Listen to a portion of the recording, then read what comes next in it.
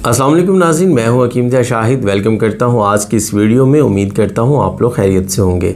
एक बार फिर एक नई वीडियो के साथ और एक नए नुस्खे के साथ आपकी खिदमत में हाजिर हूं। आज हम बात करने वाले हैं बुखार के हवाले से।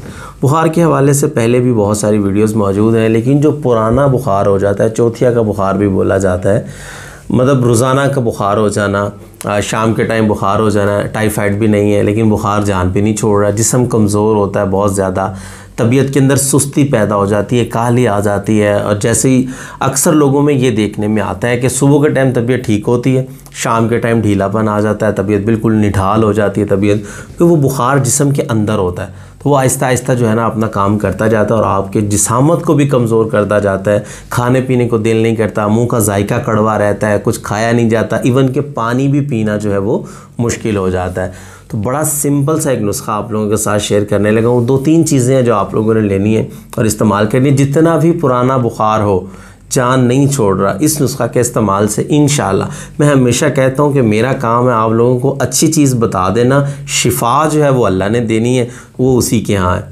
तो बाकी नुस्खा नोट कर लीजिए, लेकिन उससे पहले अगर अभी तक आप लोगों ने हमारे चैनल को सब्सक्राइब नहीं किया, सब्सक्राइब कर लीजिए, साथ लगे बेल आइकन को ज़रूर प्रेस कर लीजिए ताकि लेटेस्ट वीडियोज़ आपको मिलती रहे। तो बताते हैं आज का नुस्खा आपको। जैसे मैंने आपको बताया कि 3 चीज़ें आप लोगों ने लेनी है। आप लोगों ने मगज़ करंजवा लेना है 20 ग्राम। अब करंजवा जो होता है ना, ये एक बीज होता है, इसका ऊपर मोटा सा खौल होता है, उसके अंदर तोड़ने के बाद मगज़ निकलता है। तो वो मगज़ का वज़न हमने करना है। अगर आपने साबित पंसारी से लेना है तो आप 40 ग्राम लें या 30 ग्राम लें, ताकि उसको तोड़ने के बाद उसका मगज़ है वो हमारे पास 20 ग्राम आ जाए। तो 20 ग्राम मगज़ करंजवा हमें चाहिए होगा।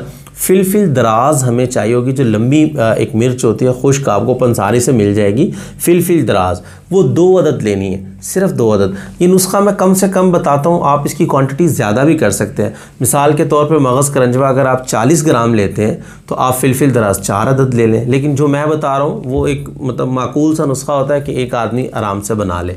तो मगज़ करंजवा जो है ये आप लोगों ने लेना है 20 ग्राम। ये यहाँ पर आपको लिखा भी मिल जाएगा, नोट कर लेना आप लोगों ने।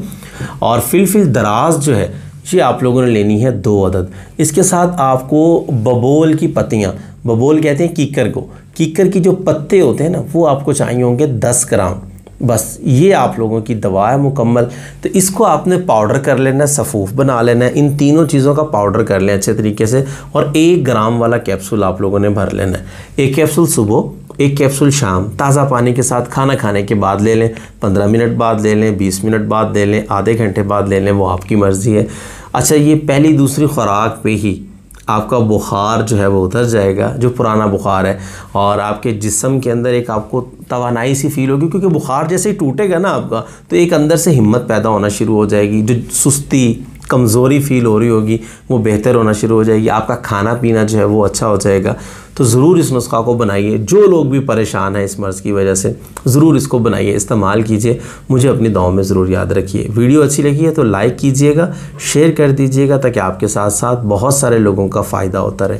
तो आज के लिए इतना ही था। मिलते हैं किसी अगली वीडियो में। हकीम ज़ा शाहिद को इजाज़त दीजिए। अल्लाह हाफ़िज़।